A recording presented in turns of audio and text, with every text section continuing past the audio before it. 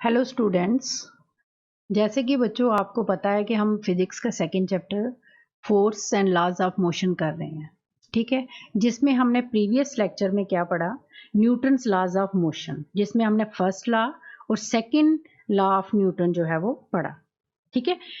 First law of motion क्या था, Newton's first law of motion क्या था, क्या डेफिनेशन थी उसकी, क्या स्टेटमेंट थी। An object remains in state of rest or of uniform motion in a straight line unless compelled to change that state by an applied force। ठीक है, ये आपने Newton's first law of motion पढ़ा था, ठीक है। फिर उसके बाद आपने क्या पढ़ा, Newton second law of motion. वो क्या था, it states that rate of change of momentum of a body is directly proportional to the applied force and takes place in the direction in which the force acts। ठीक है, ये दोनों laws जो थे वो आपने पिछले लेक्चर में पढ़े, जिसमें आपने सेकेंड लॉ ऑफ मोशन की जो है वो आपने मैथमेटिकली प्रूव भी उसको किया। तो उन्हीं लॉज के बेस पे जो है वो अब हम क्या करेंगे, कुछ टेक्सचुअल क्वेश्चंस हैं वो हम वन बाय वन जो है वो सॉल्व करेंगे। Now let us take first textual questions। क्या है वो, which of the following has more inertia। आपको तीन पार्ट्स दिए हैं ए बी सी इस क्वेश्चन में। इसमें दो चीज़ों का कंपैरिजन दिया है, ठीक है। उनमें आपने बताना है कि किसका इनर्शिया जो है वो ज़्यादा है, राइट। फर्स्ट पार्ट क्या है, अ rubber ball and a stone of the same size. एक ही साइज के एक रबर बॉल है और एक क्या है, स्टोन। इन दोनों को आपने क्या बताना है कि इनर्शिया किसका ज्यादा है, राइट। इनर्शिया सॉल्यूशन में क्या लिखोगे आप, inertia of an object is the measurement of its mass. Inertia की डेफिनेशन क्या है, क्या बताया था मैंने आपको कि इनर्शिया क्या है, मेजरमेंट ऑफ इट्स मास, कि उस ऑब्जेक्ट का मास कितना है। अब हम इन दोनों ऑब्जेक्ट्स का क्या करेंगे, मास को कंपेयर करेंगे, ठीक है, फॉर फाइंडिंग द इनर्शिया। क्या सोल्यूशन क्या है, a stone of same size as that of rubber ball will have a greater mass because the stone will have more inertia. अब देखो, रबर बॉल का जो है वो मास क्या होगा, कम होगा as compare to the mass of the stone, right. That's why the stone will have the more inertia, ठीक है। सेकेंड पार्ट क्या है, a bicycle and a train. इन दोनों ऑब्जेक्ट्स को देखो और इनका मास जो है वो कंपेयर करना है, फिर बताना है किसका इनर्शिया जो है वो ज्यादा है। ट्रेन हैज मच ग्रेटर मास। ये तो आपको ऐसे ही दिख रहा है कि ट्रेन का मास, ट्रेन जो है वो बड़ी होती है किससे, एज बहुत ज्यादा बड़ी होती है किससे, बाइसाइकिल से। तो और train has much greater mass than that of a bicycle, so the train will have more inertia. इसलिए इनर्शिया किसका ज्यादा होगा, ट्रेन का, राइट। थर्ड पार्ट क्या है, a 5 rupee coin and a 1 rupee coin, ठीक है। इसमें इन दोनों को कंपेयर करना है आपने कि किसका इनर्शिया जो है वो ज्यादा है। A 5 rupee coin has more mass than a 1 rupee coin, ठीक है। So 5 rupee coin will have greater inertia, इसलिए ज्यादा इनर्शिया किसका हुआ, ग्रेटर इनर्शिया किसका हुआ, 5 रुपीज कॉइन का। Next question, in the following example try to identify the number of times the velocity of the ball changes। इस example में आपने क्या बताना है कि कितने टाइम्स जो है वो वेलोसिटी ऑफ बॉल जो है वो चेंज हुई है, ठीक है। क्या क्या बताया उन्होंने, a football player kicks a football to another player of his team who kicks the football towards the goal, ठीक है। फुटबॉल प्लेयर जो है वो किक कर रहा है बॉल को दूसरे प्लेयर तक पहुंचाने में, ठीक है। फिर वो दूसरा जो है वो क्या कर रहा है, किक कर रहा है किसकी तरफ, उसको बॉल को पहुंचाने कौन से डायरेक्शन में, towards the goal. The goal keeper of the opposite team collects the football and kicks it toward a player of his own team।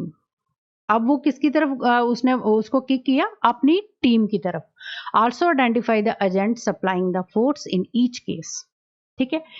अब हमने बताना है कि वेलोसिटी जो है वो बॉल की जो है वो कितनी बार चेंज हुई। तो क्या लिखोगे आप इसका answer, given below are the number of times at which the velocity of the ball changes. right? Whenever a force will be applied on the ball, then the velocity of the ball will change.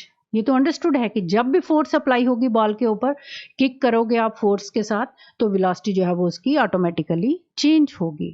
So first case में क्या है, when first player kicks the ball towards another player of his team, then the velocity of the ball will change because first player applies some force on the ball.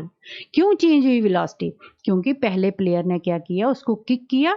Kick कैसे हुआ वो? With the help of some force on the ball, right? Second case में क्या है, when another player kicks the ball towards the goal, then the velocity of the ball will change. Here again the force is applied on the ball. इस case में भी क्या हुआ, दोबारा force जो है वो अप्लाई हुई किसके ऊपर? बॉल के ऊपर. That's why the velocity of the ball will change. In third case, when goalkeeper of the opposite team collects the ball, दूसरी टीम के गोलकीपर ने क्या किया, उसी बॉल को अपनी तरफ लिया, then the velocity of the ball will again change. दोबारा वो क्या होगी, चेंज हुई, इट बिकम्स जीरो. अब इस केस में वेलोसिटी क्या होगी, zero. Here the goalkeeper apply some force on the ball to stop. Velocity zero क्यों होगी? क्योंकि उसने फोर्स अप्लाई की बॉल को रोकने के लिए, राइट? और फोर्थ केस में क्या है, when the goalkeeper kicks the ball towards his own team. अब उसने बॉल को किस तरफ जो है वो किक किया, अपनी टीम की तरफ. The velocity of the ball changes because goalkeeper applies some force on the ball. Again वो क्या कर रहा है, फोर्स ही अप्लाई कर रहा है, जिसके कारण हर केस में जो है वो वेलोसिटी ऑफ बॉल जो है वो क्या हो रही है, चेंज हो रही है. Next question, explain why some of the leaves may get detached from a tree if we vigorously shake its branch. कि किसी ट्री के लीव्स जो है वो जब हम उसको शेक करते हैं, हिलाते हैं किसी पेड़ को, तो वो क्यों गिरते हैं? कुछ पत्ते जो हैं वो गिर जाते हैं नीचे. कैसे गिरते हैं, क्या रीजन है उसका? तो क्या सोल्यूशन है, we know that the leaves of are attached to the tree. हम ये जानते हैं कि लीव किसके साथ अटैच्ड हैं, ट्री के साथ. And are in the state of rest. वो किस स्टेट में है, रेस्ट में initially. But when the tree is vigorously shaken, जब हम उसको जोर से हिलाते हैं, the branches of the tree comes in the state of motion. Branches जो है वो क्या होती हैं, स्टेट ऑफ, कौन सी स्टेट में आ जाती हैं, मोशन में, वो हिलने लग पड़ती हैं. But the leave tends to maintain their state of rest.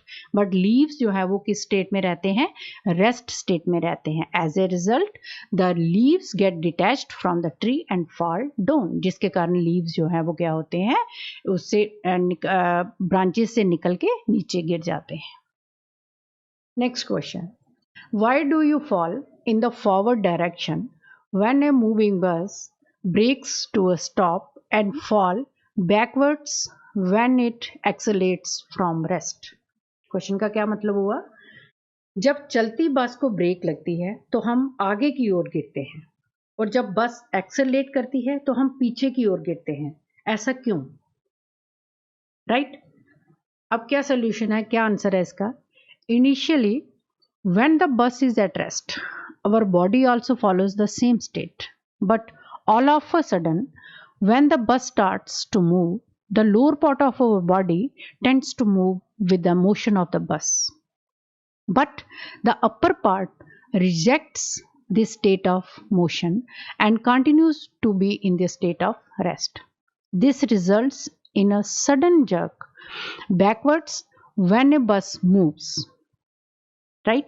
Also, a person standing in a bus will be in a state of motion, and when the brakes are applied, the lower part of our body comes to the state of rest, but our upper part is in a state of motion. Hence, we tend to fall forward when the bus applies brakes. ठीक है, क्या मतलब हुआ इसका? जब बस rest में थी तो हमारी बॉडी भी रेस्ट में थी, लेकिन जब बस अचानक चल पड़ती है, हमारी बॉडी का जो लोअर पार्ट है बस के साथ मोशन में आ जाता है, जबकि अपर पार्ट जो है वो रेस्ट में ही रहता है. ठीक है, इसलिए हम पीछे की ओर गिरते हैं. और जब बस चलती है, चलती बस एकदम से रुक जाती है तो बॉडी का अपर पार्ट मोशन में ही रहता है और लोअर पार्ट बस के साथ रेस्ट में आ जाता है, राइट। इसलिए जब ब्रेक लगती है तो हम आगे की ओर जो है वो गिरते हैं, राइट।